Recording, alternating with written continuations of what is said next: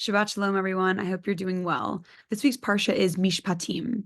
In this week's Parsha, we get a lot of mitzvot. And the first one of those mitzvot is the mitzvah or the commandment to abolish slavery or how to handle having slaves. So obviously we know that the first mitzvah given to the Jewish people is the mitzvah of Rosh Chodesh, of recognizing time and governing their own time because they're just being freed from slavery. But it's a little interesting that the first law given to the Jewish people is about slavery. If we think a little bit deeper, it kind of makes sense. The Jewish people have just been freed from slavery in Egypt. God freed them himself.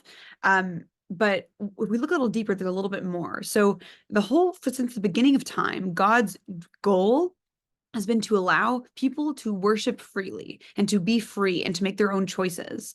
And from the beginning of time, people have abused that ability to make their own choices. For example, Adam and Eve. Adam and Eve were told not to eat from the tree of knowledge, and that's what they did. Everyone was given free will to do whatever they wanted. So Cain killed Abel. The people in the times of the Tower of Babel decided to build a tower all the way to the heavens. And then we started over with Noah and his family. And then not much longer after that did Joseph's brothers literally sell him into slavery. And so it's almost as if the Jewish people, because they keep failing in this way, need to have a law or some sort of experience that's so strong that keeps them from ever doing this again. And so the idea that God allowed the slavery of the Jewish people to happen in Egypt makes sense because for so long the Jewish people had been choosing the wrong thing even when they were given 100% of freedom. So having the Jewish people experience slavery in Egypt and then immediately turn around and govern the way that we do slavery, which arguably is the first time that's been governed. The Torah is very, very, very old. And if God can control good things and bad things, wouldn't God just say no slavery?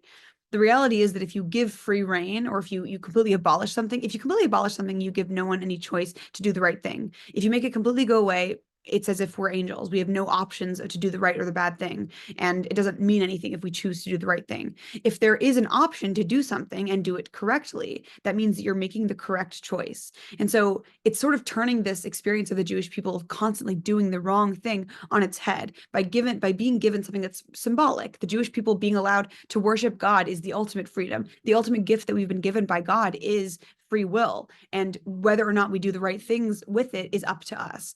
But what we learn is that people cannot just be given, sort of a free reign to do anything. They need what is called a nudge or some sort of brackets or guidance, something like this.